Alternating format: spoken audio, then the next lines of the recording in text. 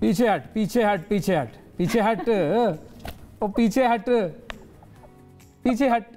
हंसने की बात नहीं, अगर आपको कोई ऐसे कहेगा तो फिर और कितना पीछे हटू ये। हाँ मतलब और कितना पीछे हटू, इतना दूर तो बैठे हैं। पीछे हट भाई, क्योंकि ये गाना आ गया और जबरदस्त धूम मचा दी है इस गाने ने। और ये गाना है जस्टिन बीबीज का। जस्टिन बीबीज को आप जानते हैं किस तरीके से उन्होंने म्यूजिक की दुनिया में तहलका मचा दिया, कहां से कहां पहुंची, और आज हमारे साथ मौजूद हैं। और वैसे कहां जस्टिन बीबर और कहां जस्टिन बीबीज। बिल्कुल, जस्टिन बीबीज की बात ही अलग है। सानिया सोहेल, मुकद्दस ताबेदार, ये दोनों हैं जस्टिन बीबीज, हमारे साथ मौजूद हैं। अस्सलाम वालेकुम।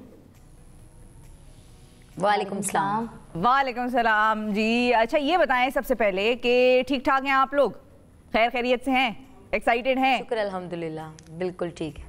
अच्छा, रास्ते में किसी को ये तो कहते हुए नहीं आए हमारे ऑफिस में पीछे हट? नहीं नहीं नहीं नहीं। अच्छा ये बताएं इस गाने का आइडिया क्या था, और फिर आप लोगों से सुनेंगे भी जी लाइव यहाँ पर।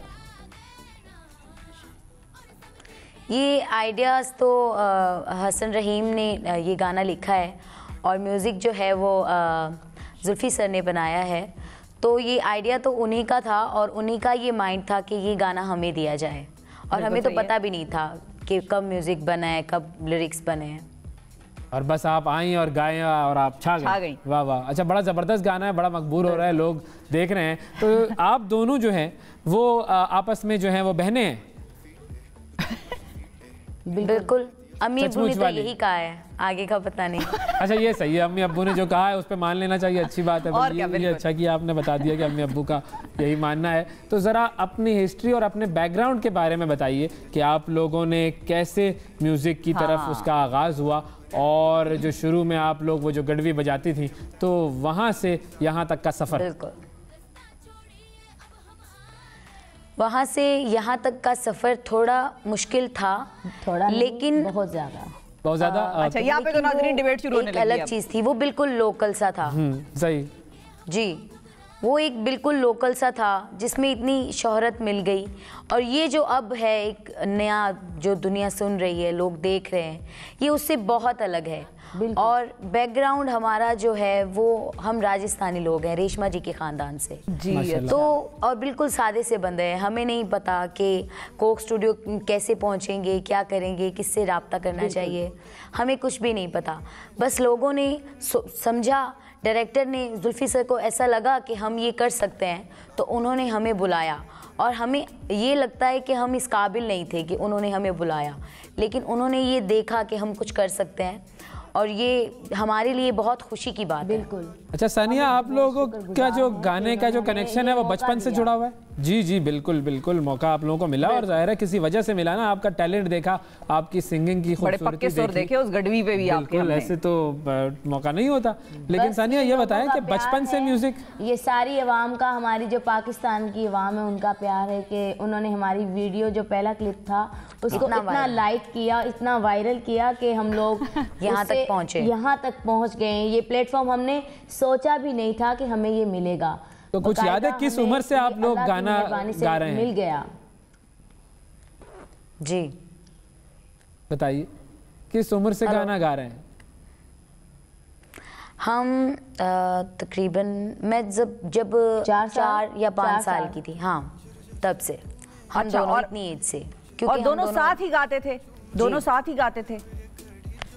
हाँ, मैं नहीं गाती थी, यही गाती थी बकायदा। इसको देख के मुझे शौक लगा, लेकिन हमने स्टार्ट साथ ही कर दिया था। अच्छा, इन्होंने उकसाया है मतलब आपको सनिया, ये मुकद्दस ने उकसाया गाने पर आपको?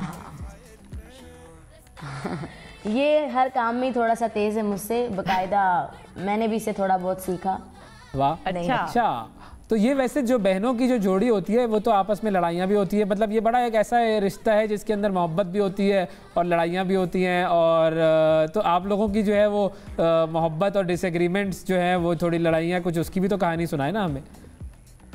डांटता कौन है ज़्यादा? लड़ाइयों और मोहब्बत का जो सिलसिला है वो मेरी नज़र में तो कुछ ऐसे है कि मैं चाहे इससे जो भी कह दूँ, ये मुझसे जो भी कह दे, लेकिन कोई तीसरा इससे कुछ बोले तो मैं ये कभी सुन नहीं सकती। हाँ बिल्कुल, असल में ऐसा ही होता है। कुछ भी कह दे, ये मुझे डांट भी देती है तो मैं सुन लेती हूँ, ठीक है। और हम हमेशा सच बात पे एक दूसरे से झगड़ते हैं कि तुमने ये गलत किया और मैंने सही, ऐसा ही होता है, ज्यादा कुछ नहीं होता, बस बिल्कुल फाइनल कर देते हैं बात करके।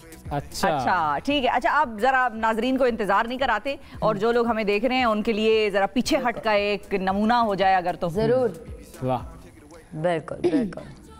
हसन रहीम भी साथ होते तो बहुत मजा आता। उन्होंने भी बहुत अच्छा गाना गाया है, लेकिन उनका किरदार तो एक बड़ा मैजिकल है।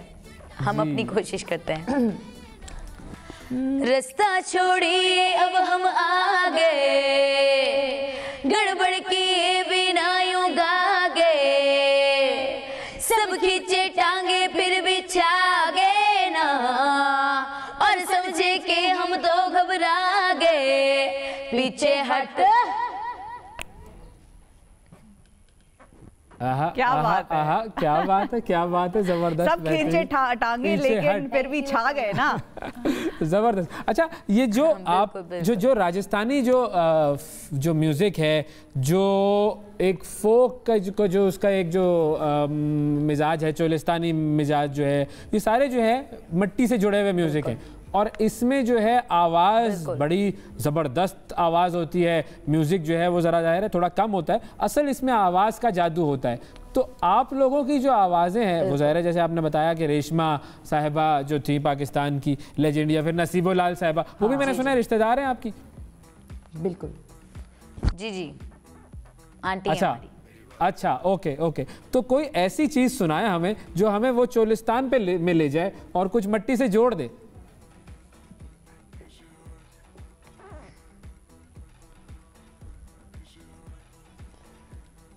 जी, आवाज आ रही है आपको? ए चंदा गारी थोड़ो दारुड़ो, मारो बादिलो पीवे, ए भाइया प्यारी थोड़ो दारुड़ो, मारो बादिलो पीवे। अब हम इसको एक्सप्लेन करके बताते हैं कि इसका क्या मतलब है। हाँ, आप बताओ।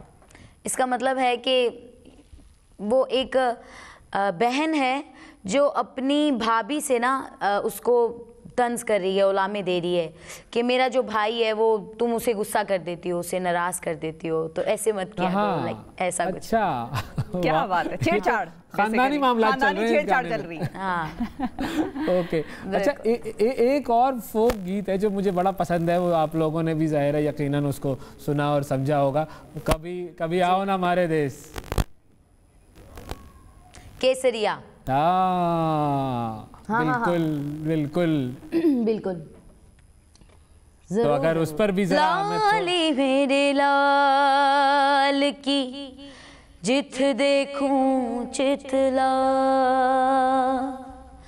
लाल वेखण में गई मैं भी होईला, केसरिया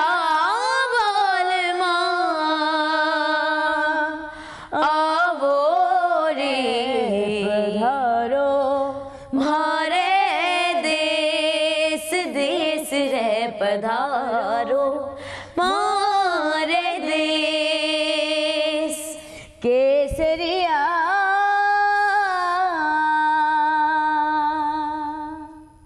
वाह वाह वाह वाह, जबरदस्त, क्या बात है जी, जबरदस्त। तो अब अगले किस प्रोजेक्ट पर काम कर रहे हैं आप लोग?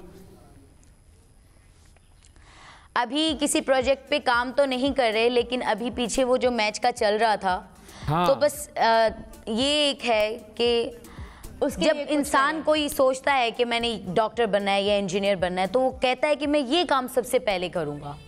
तो हमें जो लोग कहते हैं कि आप बहुत अच्छा गाते हैं, तो हम ये सोचते हैं कि हम अपनी आवाज़ को एक बारी ना, अपनी लाइफ में एक बारी सिर्फ मुल्क के लिए गाएं, ग्राउंड में खड़े रह के, PSL का सॉन्ग।